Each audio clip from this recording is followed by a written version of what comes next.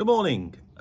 It's time for another one of my book reviews, talking about this here, my summer reading list, which is my project while I'm living out in the country in Spain for not forever, for a little while, hopefully, and maybe Spain somewhere else after that.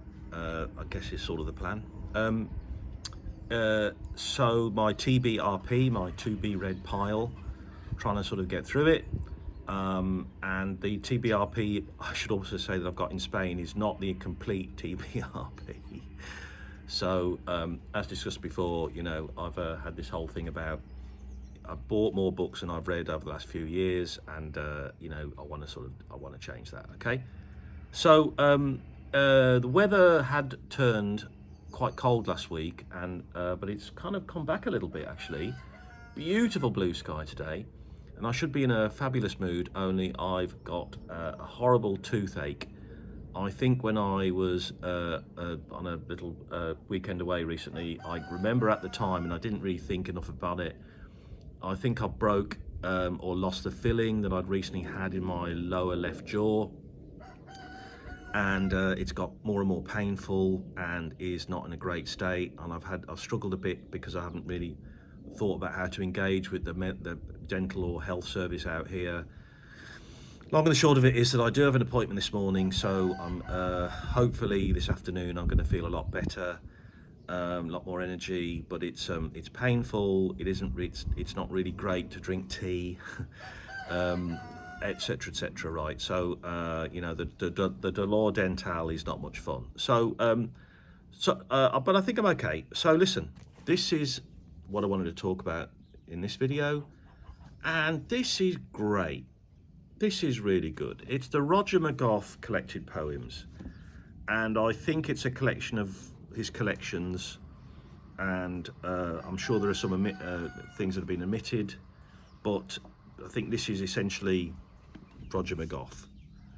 Now, couple of things that are kind of interesting for me about this is that one, I do like poetry, but I mean that's I don't know if that's a pretentious thing to say, because in what sense do I like poetry? I mean, I studied poetry intensely at A level and some parts of university, because I started off doing a philosophy and literature degree, but then for various, perhaps not great reasons, well, I'll tell you the reason maybe in another video, I switched to straight philosophy, really continental philosophy, but that's again another story.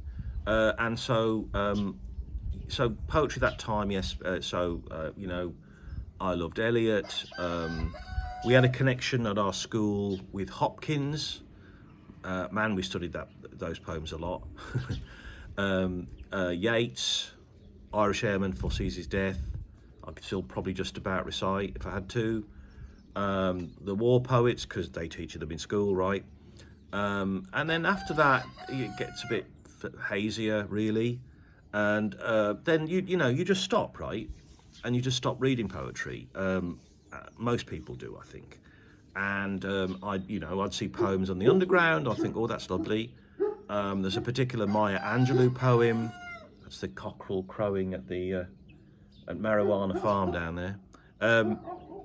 Sorry if it's too noisy, but this is the ambience of where I live. You know, there's a Maya Angelou poem that really is very important to me, that I recited at our wedding, that means a lot to me. You know, stuff like that, right? So, but would I buy a book? I think I bought the poems on the Underground, and I kind of, you know, glanced at it a little bit, but no.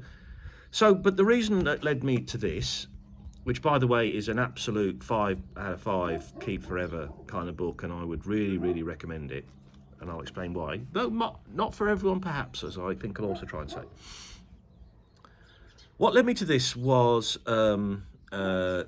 it's a particular poem that was about that I saw, some kind of rabbit hole led me to see it on YouTube, which was the identification, which is such a moving poem about a father identifying his boy who's been killed in an IRA atrocity, right? Well, I mean, it could be the other side. That's not spelt out, to be fair, so I withdraw that remark. But somebody killed in the Troubles, obviously, and it's very, very moving. And the whole, I remember seeing it. I think it was on television when I think it's a '73 poem, and I remember seeing it at the time, thinking, God Almighty.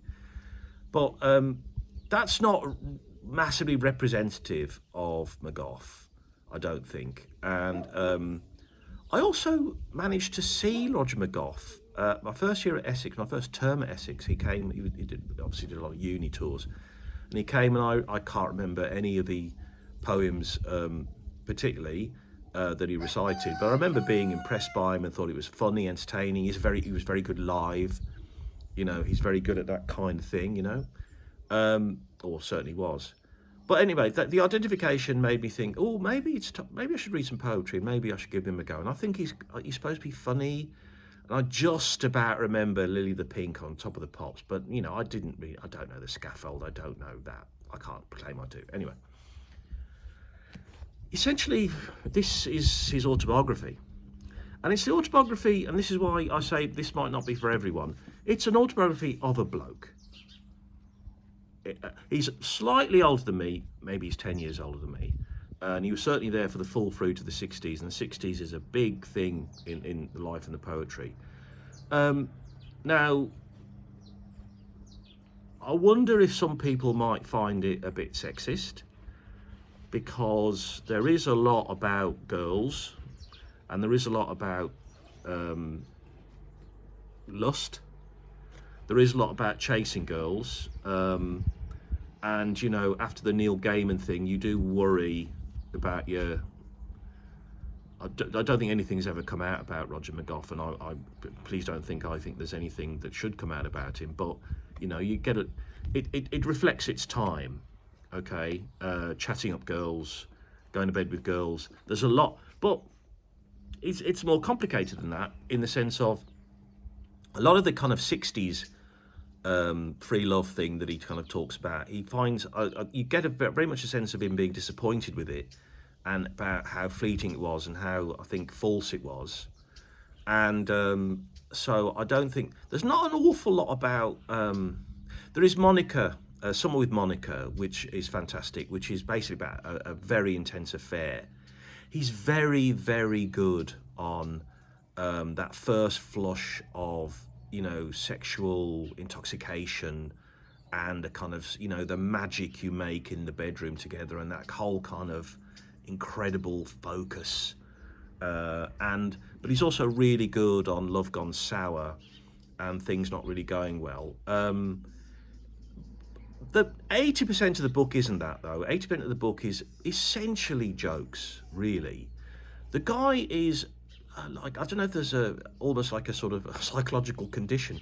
He is incredibly language, wordplay oriented. Okay, maybe that's a poetic thing, but I think it's very, very marked if you read more than a few poems at a time.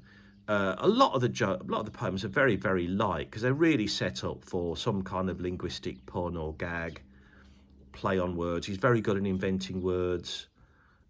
His vocabulary is great. I mean, he halitoxic, I think, was one I read just now that I thought was really good.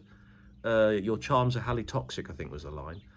And he often, I'm in a WhatsApp group with some chums who are obsessed with puns. My dear friend Steph is the master of puns and making them up. And there's very much and my friend David McDade loves them as well. And there is a thing where you might, sometimes I think I'm reading the WhatsApp group text for kind of, you know, puns and wordplay, and something, maybe it's a middle-aged man thing, but, you know, they're lovely, they're great, you know, dad jokes. There's something in us that responds to, again, maybe just men, that responds to that very, very strongly, and he's an absolute master of that.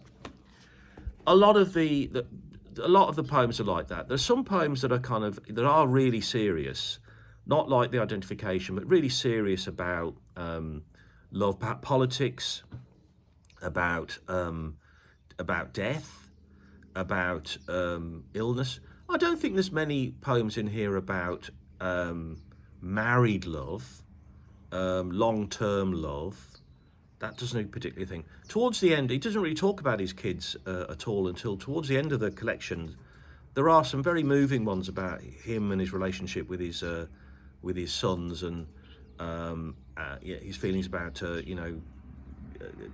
toddlers and all that kind of stuff. That they're very moving. So it felt like almost like I felt an identification with him.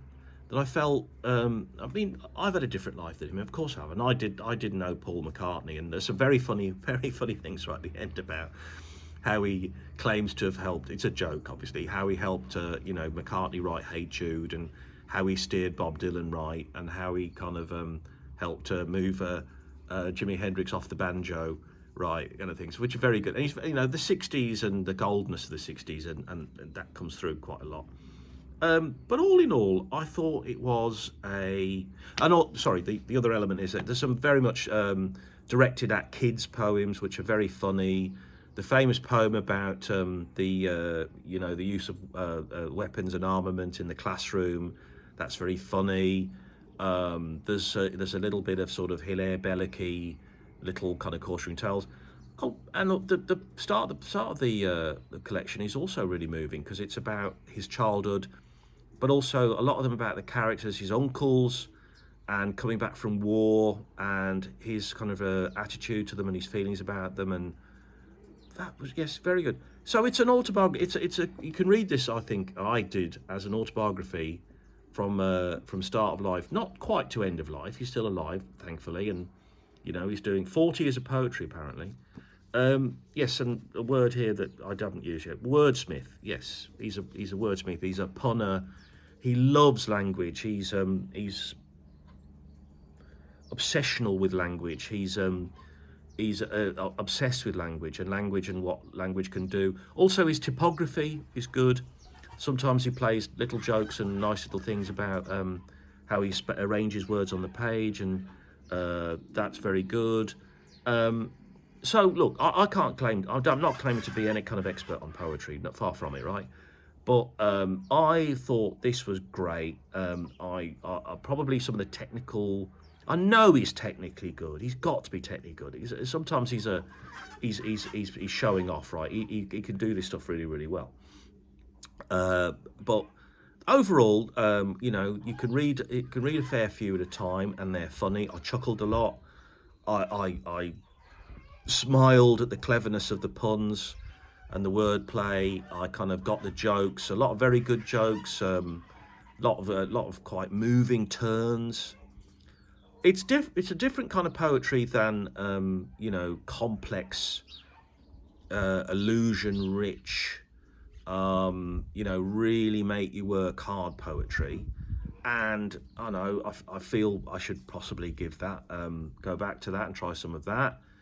Along the way, he writes a poem about a guy I'd literally never heard of, John Berryman, who his Wikipedia page is quite a read, quite a character.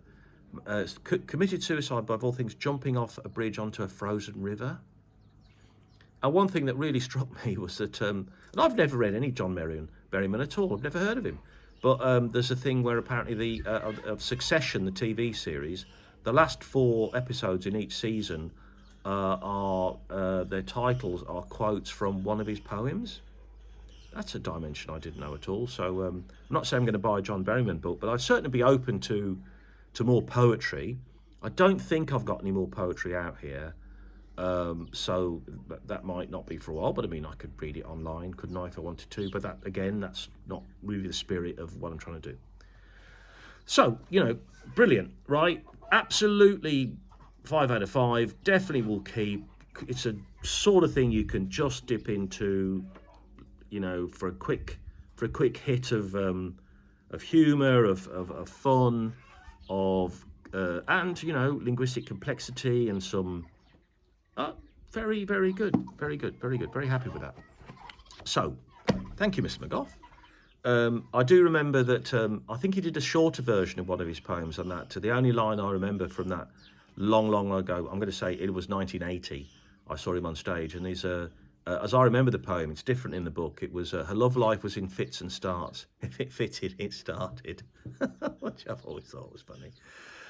Sorry. Like I said, I'll have a caution. I mean, I don't know if women would bristle at some of this in there. I don't know. So be aware of that. Be aware of that.